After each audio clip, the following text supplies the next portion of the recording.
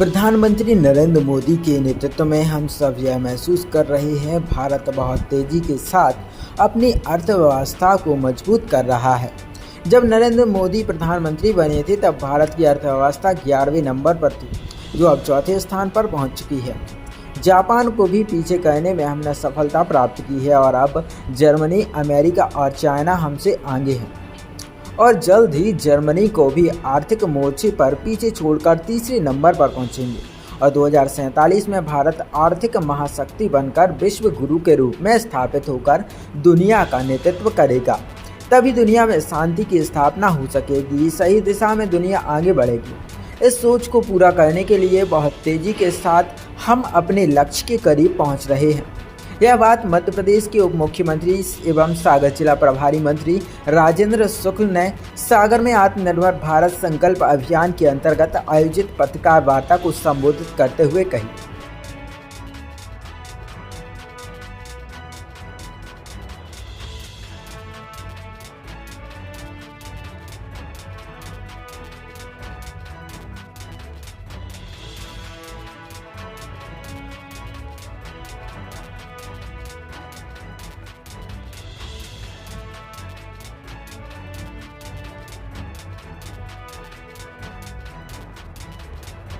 से लोगों को जागरूक किया जा रहा है कि हम अपने देश में बने हुए उत्पादों का उपयोग करें, जिसमें हमारे देश के नागरिकों का पसीना लगा हुआ है एवं हमारे देश की मिट्टी की सुगंध आ रही हो।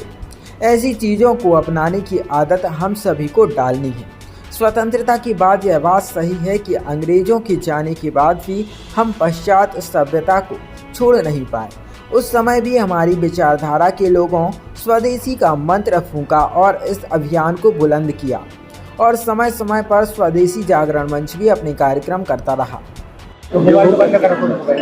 देखिए, भारत सरकार हर पहलुओं पर बहुत गंभीरता के साथ, बारीकी के साथ निर्णय कर रही है, अध्ययन कर रही है और उद्देश्य है स्वदेशी को लोग अपनाएं, घर घर स्वदेशी प्रोडक्ट हमारा पहुँचे और इसके लिए जो आवश्यक जन जागरण के साथ साथ सुविधाएं उपलब्ध कराना है, उसके लिए भी गंभीरता के साथ काम हो रहा है।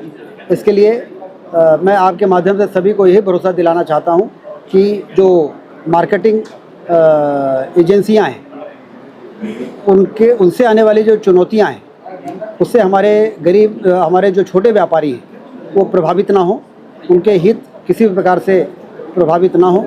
इस पर जो भी आवश्यक कार्रवाई हो सकती है, जो भी आवश्यक नीतियां बनाई जा सकती हैं, वो इसलिए बनाई जाएंगी क्योंकि स्वदेशी के मंत्र का पूरी तरह से जन जन तक पहुँचाने का सरकार का लक्ष्य है। जीएसटी पर छूट के लिए काफी कसीदे पड़े आपको, लेकिन जो जीएसटी पर लूट हुई है उस पर क्या स्टैंड है सरकार का? इतना जो जीएसटी वसूला गया, ज्यादा जीएसटी, ये जीएसटी की दरों को कम करने के बाद आपने कम की, उसमें तो आपने कम करने के बाद लेकिन जितने सालों तक जीएसटी पर लूट होती रही उस पर क्या है सरकार का स्टैंड? देखिए, इसको ऐसा कहना कि लूट होती रही सही नहीं है। समय समय पर आवश्यकता अनुसार देश की आर्थिक स्थिति को देखते हुए समग्र रूप से देश का विकास हो सके, उन सब चीज़ों को ध्यान में रख के जीएसटी काउंसिल, जिसमें सभी राज्यों के फाइनेंस मिनिस्टर होते हैं, विचार विमर्श करके गुण दोष के आधार पर निर्णय होता है और बाद में जब स्थितियां बेहतर होती हैं तो फिर जो हमारा अंतिम लक्ष्य है, आम आदमी को ज़्यादा से ज़्यादा राहत पहुँचाए, फिर उस पर भी निर्णय होता है।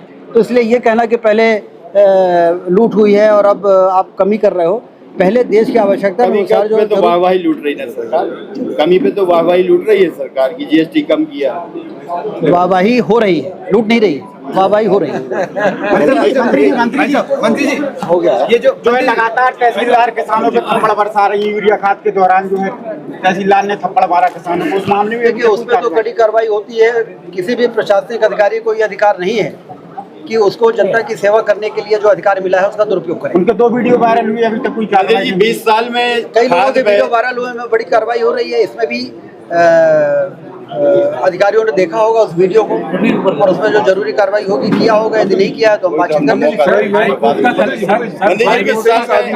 शराब पी के मर गए, वो जो कच्ची शराब बना रहे थे केमिकल से बनाई गई, खुरई में मालपुर में सीकर खास करके गाँव है, प्रशासन की वहाँ तक कोई पहुँच नहीं है। ना एक्साइज वाले पहुँचे, ना पुलिस वाले पहुँचे। गांव के सरपंच ने इस बात को बोला है कि 27 लोग खत्म हुए।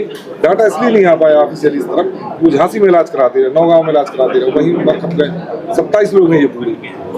आज जिला प्रशासन से इस विषय पर चर्चा होगी और क्या स्थिति है उसकी जानकारी लेने के बाद ही कुछ बता पाना संभव होगा। ये कफ सिरप के मामले में जो मौतें हुई, उसके बाद अभी ग्वालियर में कीड़े निकले उसमें एंटीबायोटिक में, तो सरकार क्या कर रही है? मतलब इसमें कुछ ऐसा ठोस बताइए, क्योंकि आपने ट्रांसफर बस किए हैं। ग्वालियर का जहाँ तक सवाल है, उसमें जो रिपोर्ट आई है कि वो एक भ्रम बस इस प्रकार की बातें कही गई। उसके बाद कई बोतलों को चेक किया गया, उसको भी चेक किया गया जो बोतल लेके आई गया था, तो उसमें इस प्रकार की बातें नहीं पाई गई हैं। फिर भी उसमें कोई फंगस है कि नहीं है, इसकी जांच के लिए जो केंद्रीय हमारी प्रयोगशाला है कलकत्ता में, वहाँ पे सैंपल भेजा गया है।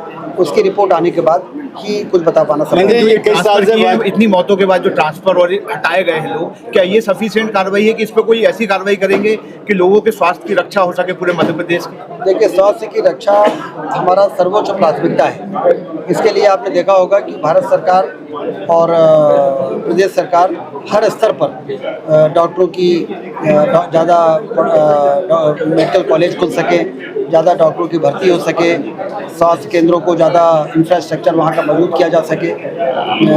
कोई भी कसर हम छोड़ नहीं रहे हैं और इसे सर्वोच्च प्राथमिकता हमारी स्वास्थ्य ही है। और इस पर यदि कहीं कोई इस प्रकार की विसंगतियाँ आती हैं तो आपने देखा होगा कड़ी से कड़ी कार्रवाई करने में हम चूकते नहीं। सर, जो डॉक्टर्स हैं, जो जैसे प्रवीण सोनी ने कहा, वो डॉक्टर ने कि हम 10% कमीशन लेते थे, ऐसे ही मध्य प्रदेश भर के डॉक्टर कमीशन लेके विदेश ट्रिप करके तमाम किस्म की ऐसी चीज़ों के जो प्रॉफिट लेके और प्रोडक्ट लिख रहे हैं। क्या सरकार के पास उनका कुछ आंकड़ा है या इस पर कुछ करेंगे? क्योंकि डॉक्टरों का लालच भी कहीं ना कहीं बच्चों को और लोगों को मौत की तरफ। घटना से काफ़ी जो सबक मिला है, उसमें हर प्रकार से मॉनिटरिंग इसकी हो सके, इसकी व्यवस्था हम जरूर करेंगे। कई साल से भाजपा की सरकार है।